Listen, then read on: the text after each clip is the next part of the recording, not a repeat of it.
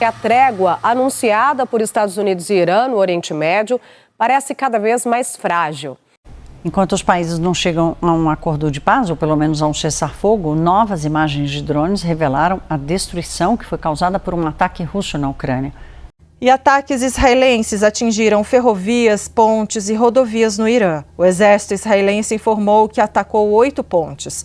Cidades do Líbano, Américo, queria seu comentário sobre esse assunto específico, incluindo a capital Beirute, foram alvo de ataques. Porque o presidente russo, Vladimir Putin, realizou hoje a tradicional entrevista coletiva que ele faz todo fim de ano em Moscou. O Putin falou por mais de 4 horas, parecendo Fidel Castro. A trégua anunciada por Estados Unidos e Irã no Oriente Médio parece cada vez mais frágil. Nessa quarta-feira, houve novos bombardeios na região e o Estreito de Hormuz voltou.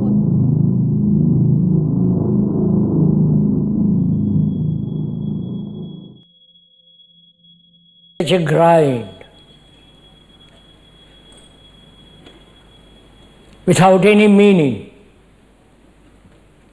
except survival, which again is rather doubtful. Why life? Everyday existence has become such a torture. One may go to church, follow some leader politically or religiously, but the daily life is always a turmoil. Though there is certain periods, occasionally joyful, happy, but there is always a cloud of darkness about our life.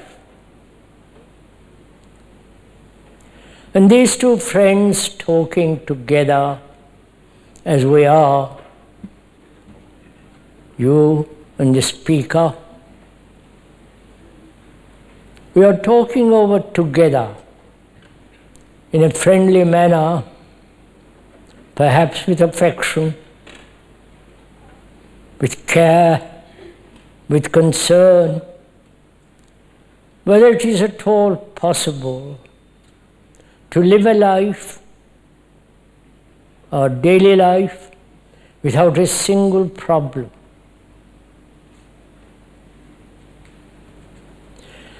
And though we are highly educated, have certain careers, specialized, yet we have these unresolved struggles, pain, suffering, joy, and sometimes a great feeling of not being totally selfish. And together, if we can this morning, go into this question: why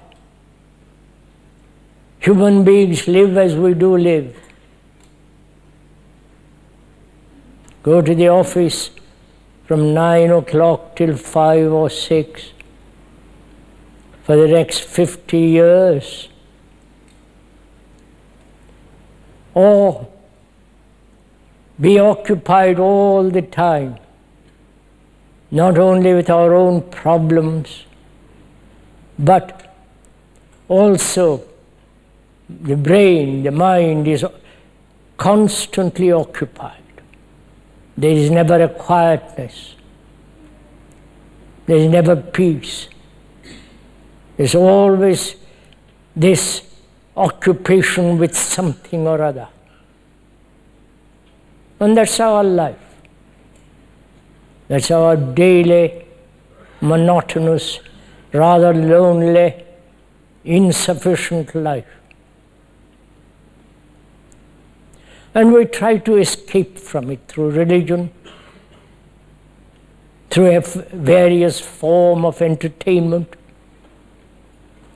At the end of the day, we are still where we were for the last thousands and thousands of years.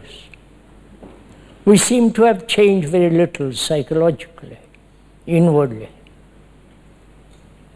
And our problems increase.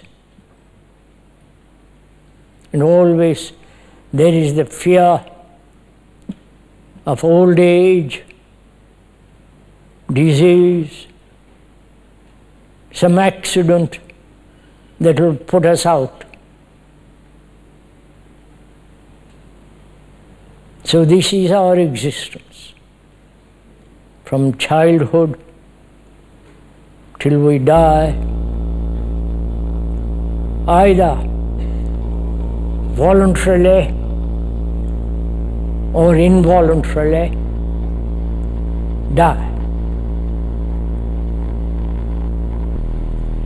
And we don't seem to have been able to solve that problem also, the problem of living and the problem of dying.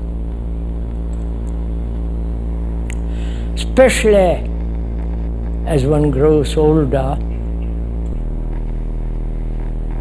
one remembers all the things that have been, the times of pleasure, the times of pain, the times of sorrow.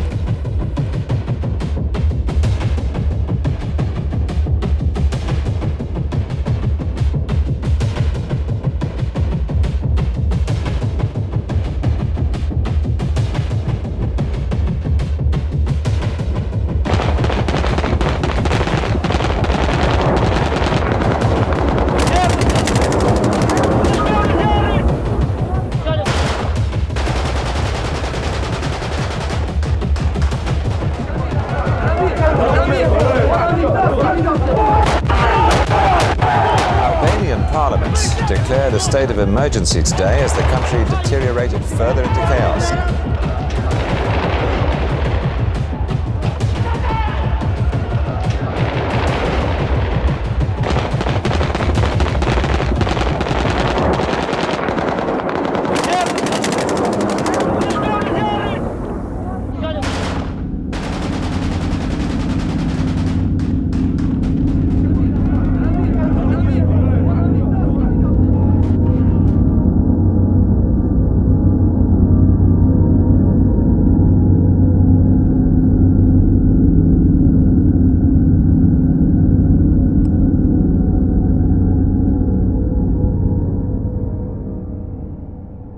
Em 1990, a Iugoslávia ainda existia, não como uma unidade natural, mas como uma estrutura que mantinha unidos povos que nunca foram iguais, apenas coexistentes: sérvios, croatas, bósnios, albaneses, ortodoxos, católicos, muçulmanos. Não havia harmonia, havia equilíbrio, um equilíbrio sustentado por instituições, por medo de ruptura e por uma memória recente de guerra que ainda funcionava como contenção. Mas equilíbrios não precisam ser destruídos para desaparecer. Eles precisam apenas deixar de ser sustentados. A partir de 1990, esse processo começa a se tornar visível, não como um colapso imediato, mas como uma sequência de deslocamentos. A crise econômica aprofunda fissuras, o desemprego cresce, a inflação corrói a estabilidade, e como observa a cientista política Mary Caldwell, em momentos de instabilidade estrutural, identidades que antes eram secundárias passam a ocupar o centro da vida política. Elas deixam de ser apenas culturais, tornam-se instrumentos.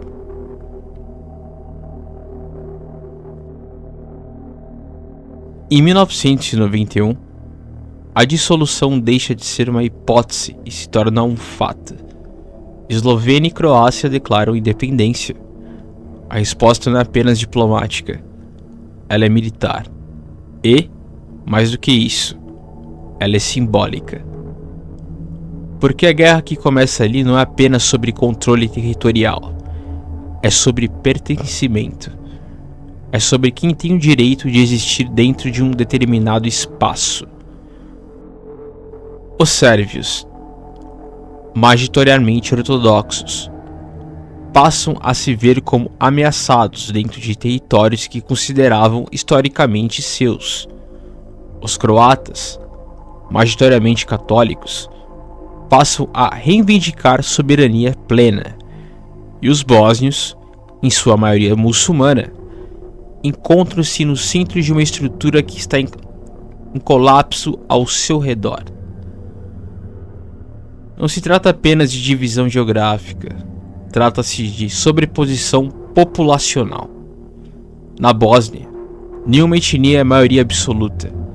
Sérvios, croatas e bósnios ocupam os mesmos espaços, compartilham cidades, ruas, mercados, escolas. Essa proximidade, que por décadas foi administrada, passa a ser reinterpretada. Como observa o historiador Noel Malcolm, a guerra na Bósnia não surge da separação. Ela surge da impossibilidade de separar aquilo que já estava profundamente misturado. E quando não é possível separar, a alternativa que emerge é outra: remover.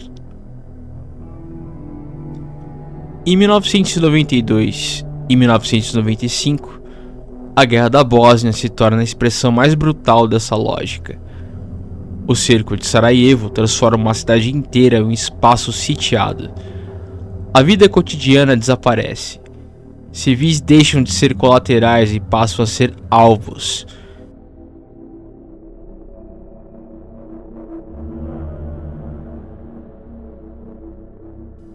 O espaço urbano se converte em campo de guerra permanente.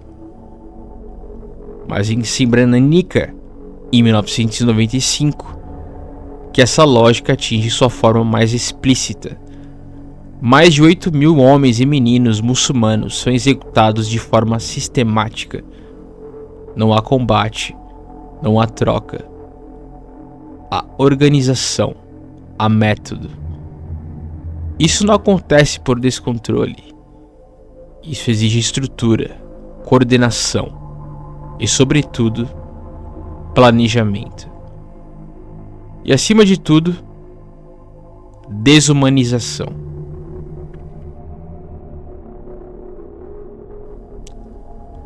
Como argumenta o historiador Brandon Sims, a violência nos Balcãs nos anos 90 não pode ser compreendida como irracionalidade coletiva.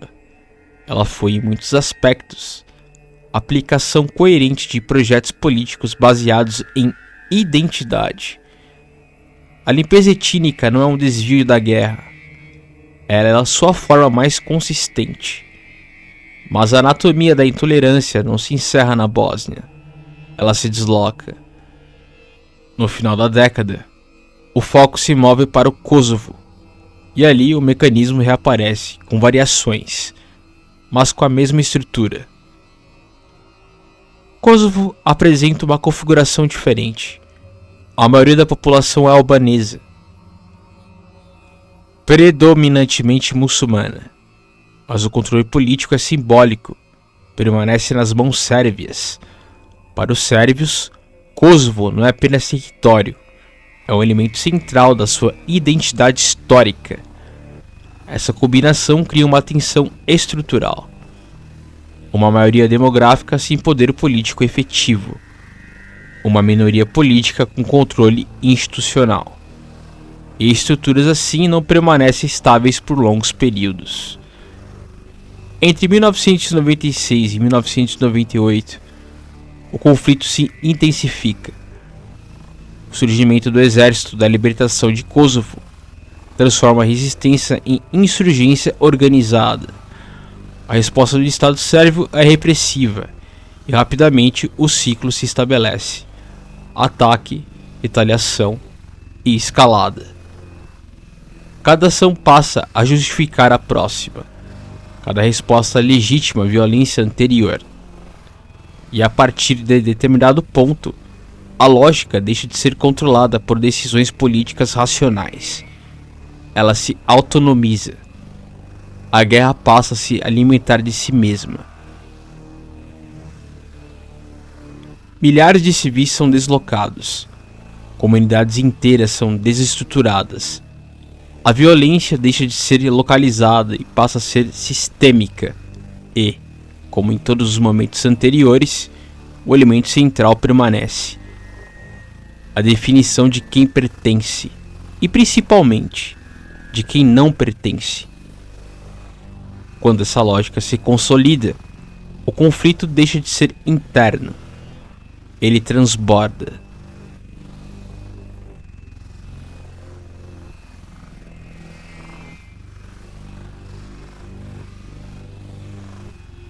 Em 1999, a OTAN intervém diretamente, não como mediadora, mas como força militar ativa.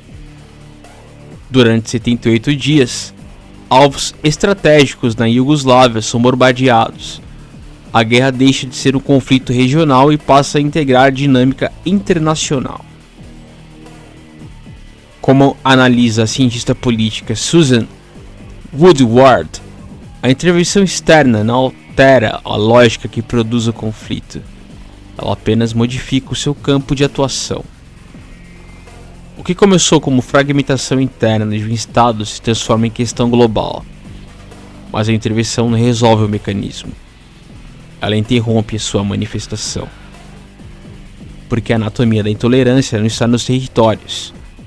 Ela está nas estruturas que transformam diferenças em ameaça. E essas estruturas não desaparecem sob pressão externa. Elas se adaptam. Ao longo de toda a década de 90, o que se observa nos Balcãs não é apenas uma sequência de guerras isoladas. É um processo contínuo. Um encadeamento de eventos que seguem uma lógica consistente. Crise, identidade, medo, narrativa, desumanização, violência e repetição.